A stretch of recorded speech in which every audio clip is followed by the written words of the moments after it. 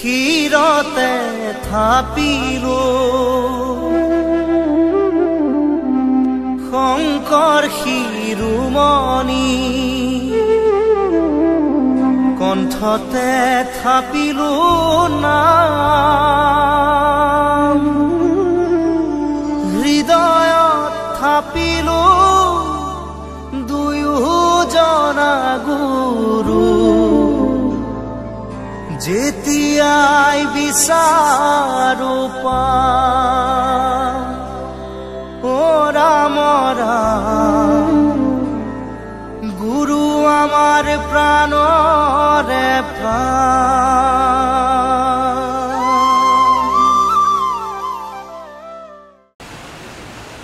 কাৰণ সেই নাম চাব নিৰন্তৰ এইকাৰণে উচ্চাৰণ কৰি থাকিবলৈ কোৱা হৈছে যে অন্তিম সময়ত বা সংকটৰ বেলিকা সুলভ হয়। মনে পাদ পদ্মস্পৰে সস্তে কৰে কাম। কিন্তু এইখিনিতো এটা কথা, হাতেৰে ভগৱন্তৰ কৰ্ম কৰিছোঁ, পদেৰে বিষ্ণু বৈষ্ণৱৰ ক্ষেত্ৰলৈ গৈছোঁ, কাণেৰে হৰি কথা শুনিছোঁ, কিন্তু মনেৰে যদি একো চিন্তা কৰা নাই তেতিয়াহ'লে কিন্তু এই গোটেই চিষ্টেমটো ওলোটা হৈ যাব। কাৰণ যদিও নৱভক্তিৰ ভিতৰত শ্ৰৱণ আৰু কীৰ্তনক শ্ৰেষ্ঠ বুলি কোৱা হৈছে, শ্ৰৱণ আৰু কীৰ্তনৰ গুহাৰ্থটো কিন্তু স্মৰণ আৰু চিন্তনতহে প্ৰকাশ পাইছে। কেনেদৰে? শ্ৰৱণ মানে কি? সহজ অৰ্থত শুনা, নহয়নে? কীৰ্তন মানে কি? উচ্চাৰণ কৰা বা গোৱা। অন্তিম সময়ত যদি মই কাণেৰে নুশুনা হৈ থাকোঁ, ওচৰতে বোলে ভাগৱত পঢ়ি আছে, শ্ৰৱণে কাম দিবনে? তেতিয়া ক্ৰিয়া কৰিবনে? নকৰে। কীৰ্তন মুখেৰে ভগৱানৰ নাম ল'ব লাগে, এতিয়া মই মুখেৰে ক'ব নোৱাৰি হৈ থাকিলোঁ। কাৰণ এনেকুৱা স্থিতি কিছুমান মৃত্যু সময়ত উৎপন্ন হয়, তেতিয়া ভগৱানৰ নাম আমি কেনেকৈ ল'ম? সেইখিনি সময়ত ক্ৰিয়া কিহে কৰিব? স্মৰণে, মনত চিন্তা কৰিবলৈ। গজেন্দ্ৰয়ো পোনপ্ৰথমতে ভগৱন্তক খৰখৰকৈ স্তুতি কৰা নাছিল, গজেন্দ্ৰৰ স্মৰণহে হৈছিল। কিদৰে স্মৰণ হৈছিল? এইখিনিতে এটা প্ৰসংগ আহে। আমাৰ পদগীতাত গোবিন্দ মিশ্ৰই জ্ঞান বিজ্ঞান যুগত এই প্ৰসংগটি টানি আনিছে। ভক্তি এজন লোকে যদি ভগৱন্তৰ ভক্তি আধাতে আচৰণ কৰি এৰিও দিয়ে, অন্য মাৰ্গত তেওঁ সেই কামটো সম্পূৰ্ণ নোহোৱালৈকে তেওঁ যদি সম্পূৰ্ণ নকৰে তেতিয়া তেওঁ পতিত হ'ব লগা হয়। কিন্তু ভগৱন্তৰ ভক্তি যদি কোনোবাই আধাও আচৰণ কৰে তেতিয়া তেওঁ পতিত হ'ব লগা নহয়। কেনেদৰে? কাৰণ গজেন্দ্ৰ পূৰ্বজন্মত কোন আছিল? মহাৰাজ ইন্দ্ৰদ্যম্ন। তেওঁ এটা সময়ত কি কৰিছিল? ৰাজ্যভাৰ নিজৰ পুত্ৰক অৰ্পণ কৰি বনলৈ গমন কৰি বনত এখন আশ্ৰম পাতি সদায় ভগৱন্তৰ অৰ্চনাত দিনটো পাৰ কৰিছিল, ভগৱন্তৰ নাম গুণ গাই দিনটো পাৰ কৰি দিয়ে। আৰু তেনেকৈ এদিন আশ্ৰমত মহাৰাজ ইন্দ্ৰদ্যম্ন ধ্যানমগ্ন হৈ বহি থাকোঁতে কি হৈছিল? তেওঁ আশ্ৰমলৈ মহৰ্ষি অগস্ত্যৰ আগমন ঘটিছিল। আৰু যেতিয়া মহৰ্ষি অগস্ত্য আহি উপস্থিত হ'ল, এইফালে মহাৰাজ ইন্দ্ৰদ্যম্ন ভগৱন্তৰ ধ্যানত বহি আছে। আৰু তেওঁ ভগৱন্তৰ ধ্যানত ইমান মগ্ন হৈ আছে, সেইফালে মহৰ্ষি অগস্ত্য উপস্থিত হোৱাৰ কথা ক'বই নোৱাৰি। যেতিয়া ৩-৪বাৰ মাত মতাৰ পাছত ইন্দ্ৰদ্যম্নই একো মাত নিদিলে, মহৰ্ষি অগস্ত্যই ভাবিলে এই ৰজাই বৰ টপ আচৰণ কৰি হাতীটোৰ নিচিনা বৰ একদম গপ মাৰি বহি আছে, যোৱা তুমি অভিমানত বহি আছা, তুমি হাতী হৈ জন্ম লাভ কৰিবা। আৰু মহৰ্ষি অগস্ত্যই যেতিয়া সেই বুলি অভিশাপ দি দিলে, সেই মহাৰাজ ইন্দ্ৰদ্যম্নই আহি গজেন্দ্ৰৰ ৰূপত জন্ম লাভ কৰিব লগা হ'ল। এইখিনিতে এতিয়া ডাঙৰ প্ৰশ্ন আহি পৰে। যিজনা ঈশ্বৰক ভজনা কৰিবলৈ, যিজনা ঈশ্বৰক পাবলৈ ৰজা ইন্দ্ৰদ্যম্নই সকলো এৰি পেলাই বনত বাস কৰিবলৈ ধৰিলে, আৰু এইখিনি সময়ত বেয়া কামো কৰি থকা নাছিলে, ভগৱন্তৰ ধ্যানতহে মগ্ন আছিলে। কিন্তু তথাপি তেওঁ অভিশাপ লাভ কৰিলে, তাকো শৰীৰত মনুষ্য হৈছিলগৈ, আকৌ পশু শৰীৰলৈ নামি আহিবলৈ অভিশাপ পালে। তেতিয়াহ'লে ভগৱন্তই মানে সকলোকে সমানে কৃপা নকৰে। এইটো ভগৱন্তৰ ভক্তিৰ ফলটো তেতিয়াহ'লে সেয়েহে হ'ল নি? নহয়। ইয়াৰ জৰিয়তে আমাক কি দেখুৱাইছে? যে কৰ্মবশতঃ সেই মহাৰাজ ইন্দ্ৰদ্যম্ন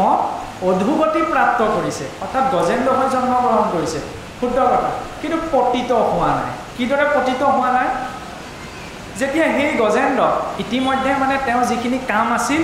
সেই কামখিনি তেওঁ ডকুমেণ্ট কৰি ইতিমধ্যে ফাইলত ইন্দ্ৰদ্যম্ন হৈ থাকিলে ভৰাই থৈ আহিছিল, মাত্ৰ চাইনটো কৰাৰ বাবে বাকী আছিল। আৰু চাইনটো কৰাৰ আগমুহূৰ্তত কি হ'ল? তেওঁ অকণমান অফিচৰ পৰা বাহিৰলৈ ওলাই আহিবলগীয়া হ'ল। কিন্তু অফিচৰ পৰা বাহিৰলৈ ওলাই আহিবলগীয়া মানে এইটো অৰ্থ নহয় যে তেওঁ ফাইলটোত কাহিনী চাইন নবহিব, বহিব। কেনেদৰে বহিব? তাৰ জৰিয়তে দেখুৱালে এই গজেন্দ্ৰ গজেন্দ্ৰ যেতিয়া মৰণ সংকটত পৰিল তেতিয়া চাওকচোন যেতিয়া যিকোনো এজন ব্যক্তি কাৰণ আপোনাৰ মোৰ ইষ্টমিত্ৰ কুটুম্বটো এনেকুৱা কেতিয়াবা আমাৰ ঘটনা ঘটিব পাৰে যে শাৰীৰিকভাৱে কোনোবা এজন ব্যক্তি যেতিয়া ভাগি পৰে তেতিয়া শেষত ডক্টৰেও কয় যে ভগৱানে ৰাখিলে ৰখা আৰু তাৰ বাহিৰে উপায় নাই এই কথাষাৰ যে কয় মানে অন্তিম আশ্ৰয় কি ভগৱন্তই সেইকাৰণে যিজন বুদ্ধিয়ক মানুহজনে কি কৰিব বুদ্ধিয়ক মানুহজনে যেনেকৈ ধন অৰ্জন কৰিলে গোটেইকেইটকা খৰচ নকৰে তাৰ অৰ্ধসংখ্য পাছৰ বাবে সঞ্চয় কৰি ৰাখে সেইকাৰণে ভাগৱততো কোৱা হৈছে গীতাতো কোৱা হৈছে যে ৰক্ষত চতুৰ যিজন পৰম চতুৰ অৰ্থাৎ বুদ্ধিয়ক হ'ব তেওঁ এইটো জনম যাপন কৰিবলৈকে বিত্ত অৰ্থাৎ ধন অৰ্জন নকৰে তেওঁ লগতে পৰলোকৰ বিত্তও অৰ্জন কৰিব যি ধনে পৰজনমত কাম দিব সেইজন হৈছে প্ৰকৃত বুদ্ধিয়ক তেওঁ কেৱল এই থকা দিনকেইটাৰ বাবে ধন অৰ্জন নকৰে পৰলোকৰ বিত্ত কি ঈশ্বৰৰ ভক্তি ঈশ্বৰৰ নাম যিটো মহাৰাজ ইন্দ্ৰদ্যুম্ন অৰ্জন কৰি থৈছিল আৰু যেতিয়া সেই গজেন্দ্ৰ মৰণ সংকটত পৰিল তেতিয়া উপায়হীন হৈ শেষ মুহূৰ্তত গজেন্দ্ৰ ভগৱন্তক স্তুতি কৰিছিল এতিয়া ভাবি চাওক হাতীয়েনো ভগৱানক স্তুতি কৰা সম্ভৱ হয়নে যিটো স্তুতিয়ে ইন্দ্ৰদ্যুম্নই সদায় ভগৱান বিষ্ণুক অৰ্চন কৰিছিল এই মৰণ সংকট বেলাত পৰাৰ লগে লগে গজেন্দ্ৰৰ পূৰ্বজন্মৰ সেই স্তুতিটো মনত পৰি গৈছিল আৰু সেই স্তুতিৰে যেতিয়া ভগৱন্তক স্মৰণ কৰে তৎমুহূৰ্ততে ভগৱন্ত আহি তাত উপস্থিত হ'লহি আৰু গজেন্দ্ৰ তেতিয়া মুখ্য পদ পালে কিন্তু এইখিনিতো এটা ইণ্টাৰেষ্টিং ঘটনা ঘটে সেইফালে বৈকুণ্ঠত ভগৱন্ত বহি আছিল যে কেতিয়া গজেন্দ্ৰই মাতিব কেতিয়া মই তেওঁক উদ্ধাৰৰ বাবে যাম আজি ভগৱন্তক গজেন্দ্ৰই স্মৰণ কৰিলে ভগৱন্ত ল'ৰা ধপৰাকে আহি উপস্থিত হ'লহি কিন্তু আহি পেলাই প্ৰথমতে আকৌ গজেন্দ্ৰক উদ্ধাৰ কৰা নাই প্ৰথমতে কিন্তু গ্ৰাহকহে উদ্ধাৰ কৰিলে তাৰ পাছতে গজেন্দ্ৰক উদ্ধাৰ কৰিছে আৰু যেতিয়া গজেন্দ্ৰক উদ্ধাৰ কৰি বৈকুণ্ঠলৈ উভতি গ'ল তেতিয়া লক্ষ্মীদেৱে ভগৱন্তক সুধিলে প্ৰভু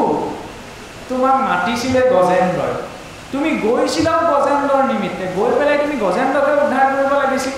প্ৰথমতে গৈছিল তুমি গ্ৰাহকহে উদ্ধাৰ কৰিলা কাৰণটো বুজি নাপালে তেতিয়া ভগৱন্তক সুন্দৰ উত্তৰ দিছিল যে হে দেৱী চোৱা যিজনে মোক শৰণাপন্ন হ'ল তেওঁকতো মই উদ্ধাৰ কৰাটো নিশ্চিতই কিন্তু যিজনে মোৰ ভকতৰ চৰণত ধৰিলে তেওঁক মই প্ৰথমতে উদ্ধাৰ কৰোঁ সেইবাবে সেই ভক্তৰ চৰণ আমি জীৱনৰ আত্মবয়সত ধৰিবলৈ থৈ দিব নালাগে নাক কাণ চকু এইবিলাক ভালে থাকোঁতে সেই ভক্তৰ সংগ মানে এনেকুৱা নহয় যে এইখিনি সময়তে আমি ভক্ত সংগত থাকিব পাৰিম আমি নিজৰ কৰ্মক্ষেত্ৰতো ভক্ত সংগত থাকিব পাৰোঁ যদি সেইখিনি সময়ত আমি সৎ কথা মানে কি কেৱল নীতিগত কথাই কিন্তু সৎ কথা বুলি কোৱা হোৱা নাই কাৰণ নীতি আচাৰ কৰিলে তেওঁ আধ্যাত্মিকভাৱে আগবাঢ়িব নোৱাৰিব পাৰে যদিহে তাত ঈশ্বৰৰ অস্তিত্বটো স্বীকাৰ কৰা নাই কাৰণ এনেকুৱা লোকতো আছে যে মই ভাল কথা মই মানুহক শ্ৰদ্ধা কৰোঁ কিন্তু ঈশ্বৰৰ অস্তিত্বক মই স্বীকাৰ নকৰোঁ তেতিয়াহ'লে তেওঁ এজন মূৰ্খ কিদৰে মূৰ্খ তেওঁ শ্ৰদ্ধা কৰোঁ বুলি কৈছে কিন্তু তাত ঈশ্বৰৰ অস্তিত্বটো স্বীকাৰ কৰা নাই যাৰ জৰিয়তে সমস্ত সৃষ্টি বৰ্তি আছে তেওঁ অস্তিত্ব স্বীকাৰ নকৰাকৈ বাকী একোৱে অস্তিত্ব বৰ্তি থকাটো সম্ভৱ নহয় সেইবাবে মনত অন্তত যি ভাৱ আছে সেই ভাৱ ঈশ্বৰক অৰ্পণা কৰি আগবঢ়াটো প্ৰয়োজনীয় এতিয়া সেই ভক্ত বুলি কওঁতে কোনোবাই যদি আপোনাক কয় আমাৰ সমাজত থাকে এই বৰ ভকত ওলালেগে এতিয়া এই বুলি কেতিয়াও অসন্তুষ্টি লাভ নকৰিব কাৰণ আমাৰ দেখা যায় চাবচোন বেয়া কামটো কৰিলে সেই কথাত কোনেও সহজতে নকয়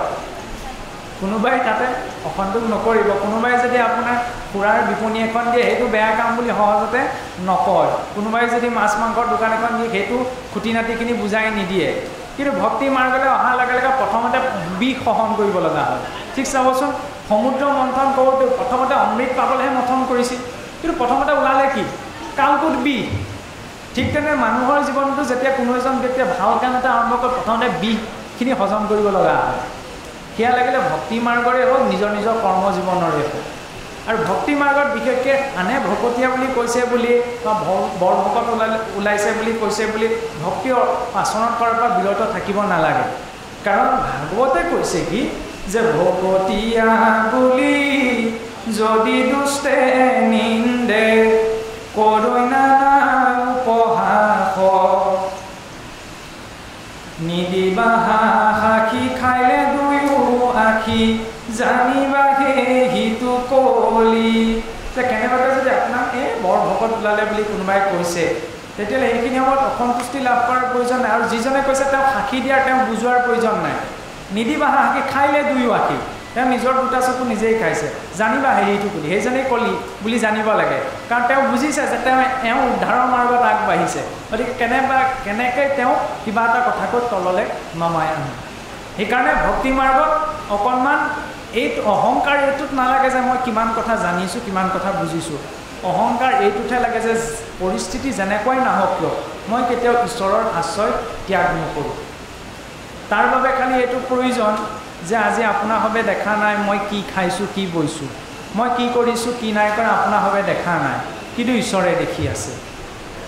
আজি মই ইয়াৰ পৰা ওলাই গৈ যদি ধাবা এখনত সোমাই ভক্ষণ কৰিছোঁ অগম্যা দমন কৰিছোঁ আপোনাৰ হবে দেখা নাই কিন্তু ঈশ্বৰে দেখিব কাৰণ 14জন সাক্ষী লগতে আছে সেই সতৰ্কতাটো কৰাৰ প্ৰয়োজন নহ'লেনো চাওকচোন ঈশ্বৰে আপোনাক মোক ইমান ভাল এটা মেচিন দিলে নহয়নে ইমান দামী দামী পাৰ্টছ কিছুমান লগাই দিলে এইটো ছিষ্টেমৰ পৰা কেতিয়াও ধোঁৱা নোলায় কেতিয়াবা সমাজত এনেকুৱা যোনটো দেখা যায় যিটো মেচিনৰ পৰা ধোঁৱা নোলায় তেওঁ বোলে লাহেকৈ চকীখনত বহি চুকত লৈ পেলাই ধোঁৱা উলিয়াই আছে বুজি পাইছে ঈশ্বৰে আমাক ইমান ভাল এটা বস্তু দিছে ইমান ভাল এটা যন্ত্ৰ দিছে যিটো কোনো অংশই দি ধোঁৱা নোলায় সেইটো মেচিন যদি আমি ধোঁৱা উলিয়াবলৈ ব্যৱহাৰ কৰিছোঁ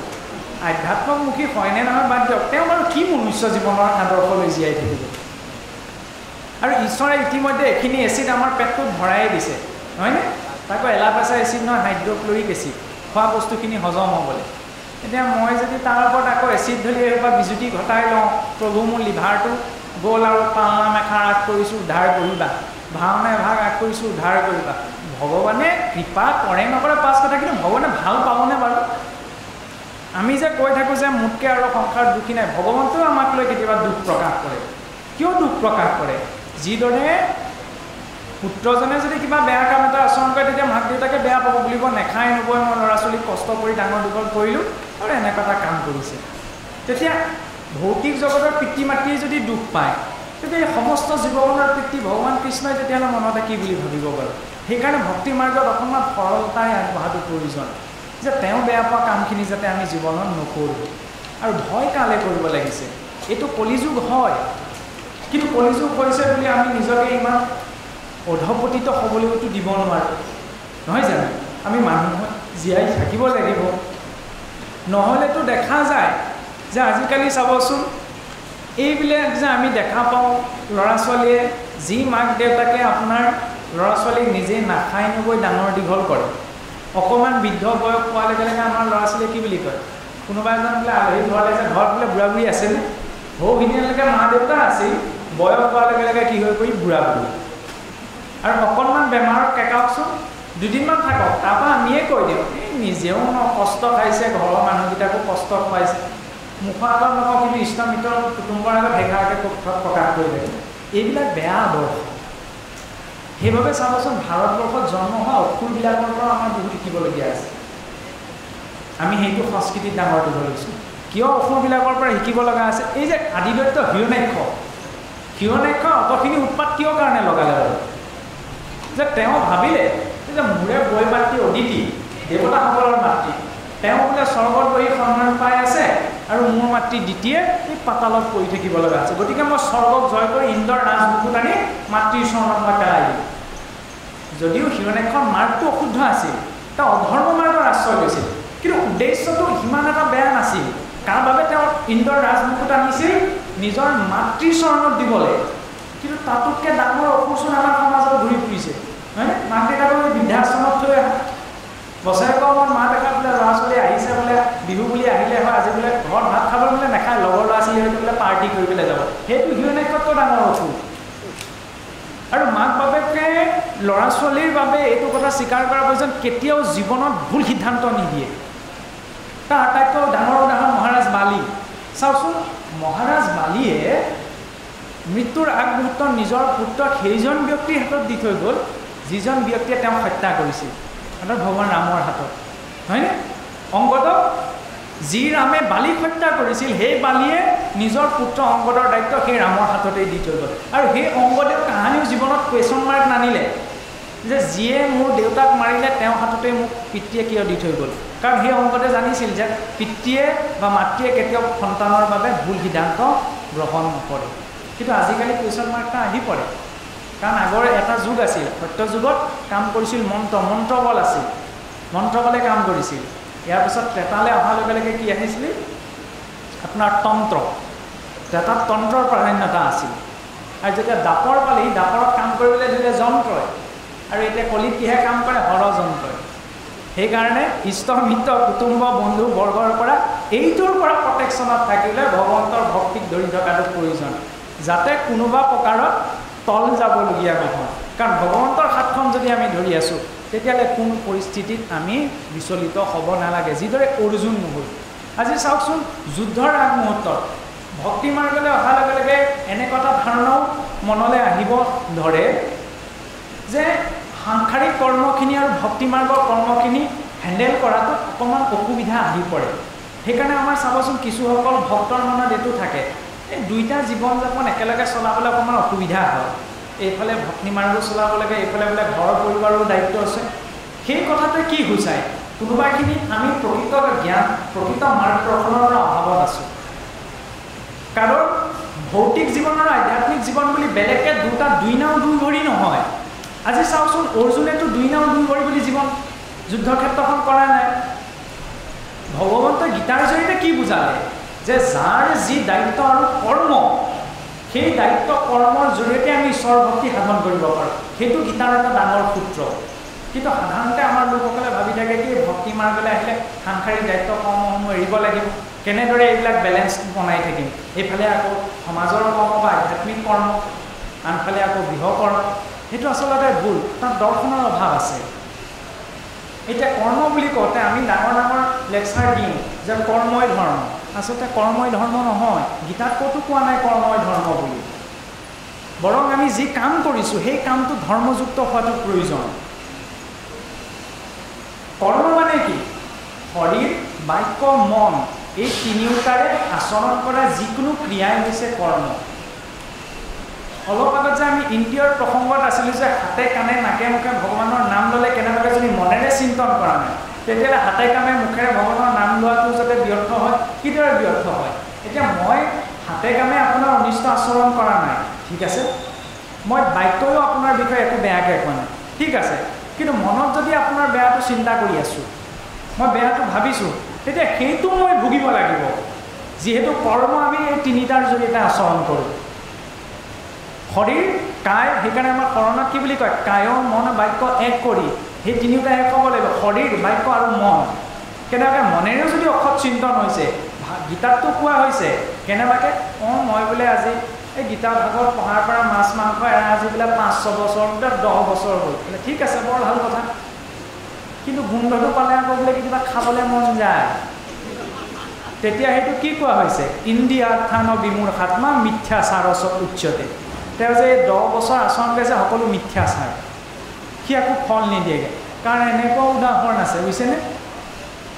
গোটেই জীৱনটো এতিয়া সমাজত এটা বয়স পোৱাৰ লগে লগে সমাজে তেওঁ কি কৰিলে, দায়িত্ব দি দিলে যে নামষাৰ গাব লাগিব, কাৰণ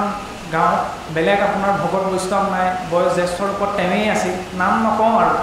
যিহেতু সেইটো এটা ব্যক্তিগত জীৱনৰ অভিজ্ঞতা হয়। আৰু তেওঁ সেইকাৰণে সমাজৰ কৰ্ম কৰিব লাগে বুলি যিহেতু মৎস্য মাংস এইবিলাক ভক্ষণ ত্যাগ কৰিলে, হয়ো হয়, তেওঁ এইটো ভাবিছে চাগে যে সেইখিনি কৰ্ম কৰিলে এইখিনি ত্যাগ কৰিব লাগে, কিন্তু ত্যাগ কৰিলেহে কৰিলে, ভিতৰত আকৌ ইচ্ছাটো বৰ্তি থাকিল। সেইকাৰণে কি হ'ল, যেতিয়া মানে তেওঁ নৰিয়াত পৰিল, নৰিয়াত পৰোঁতে ল'ৰাই যেতিয়া সুধিলে যে দেউতাক কিবা ইচ্ছা আছে, দেউতাকে ক'লে কি যে বোপাই মোৰ ছাগলী মাংসৰ জোল অকণমান খাবলৈ বৰ মন গৈ থাকি, 10 বছৰ দিন মাছ মাংস নাখাই পেলাই সমাজৰ কৰ্ম কৰি থাকিলে, অন্তিম সময়ত কি বুলি প্ৰকাশ কৰিলে, এতিয়া সেই পুতেকে আনি ছাগলীৰ মাংসৰ জোল খোৱাৰ পাছতে তেওঁ শৰীৰ এৰি গৈছে। সেই তেনেকুৱা মিথ্যাচাৰ যাতে আমি আচৰণ নকৰোঁ, তাৰ প্ৰতি যিকণ আচৰণ কৰিছোঁ শুদ্ধতা, যিটো নোৱাৰোঁ নহয় জানো, কিন্তু যিকণ অন্তত আমি কৰিছোঁ সেইকণত শুদ্ধতাটো থকাটো প্ৰয়োজন, যাতে তেনেকুৱা এটা স্থিতি আমাৰ উৎপন্ন নহয়। আৰু তাৰ বাবে আমি এইটো স্বীকাৰ কৰাৰ প্ৰয়োজন যে চাওকচোন যে প্ৰকৃত ভক্তজনে কি কৰিব বিষ্ণুৰ নৈবেদ্য মাত্ৰ আস্বাদে জীৱ পায় জিভাখন দিছে কি ভগৱন্তত অৰ্পিত দ্ৰব্য গ্ৰহণ কৰিলে মই যদি এইটো কৈ থাকোঁ যে মই মাছ মাংস নাখাওঁ নিৰামিষে খাওঁ কিন্তু নিৰামিষ খোৱাটো পাপ আছে নিৰামিষ খোৱাটো যে পুণ্য সেইটো নহয় হিটলাৰেও নিৰামিষ খাইছিল গোটেই জীৱন এই হিটলাৰক আমি পুণ্যৱান বুলি ক'ব পাৰোঁ নি লৌকিক দৃষ্টিৰে নোৱাৰোঁ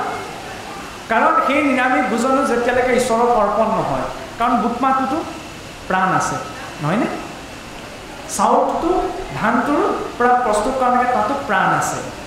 কিন্তু তাত প্ৰাণ ইমান শক্তিশালী ৰূপত নাই যে দাঁতেৰে চুবাতে সি অনুভৱ কৰিব সেইকাৰণে সেই জীৱৰ ওপৰত এই জীৱ নিৰ্ভৰশীল চাৰিঠেঙীয়া দুঠেঙীয়াৰ ওপৰত এই জীৱৰ নিৰ্ভৰশীল নহয় যিটো মন্দমতি আতি একোৱে নাবাচে ব্যৰ্থে পশু পক্ষী মাৰি সকুটুম্বে ভুঞ্জে শুনিবলৈ বেয়া কিন্তু সত্য আমি কোৱা কথা নহয় গীতাই কৈছে নহয়নে মহাৰৌলৱত পৰে নাহিকে নিস্তাৰ ৰুৰু পশুবনে চিন্দি মাংস খাই বেগাৰ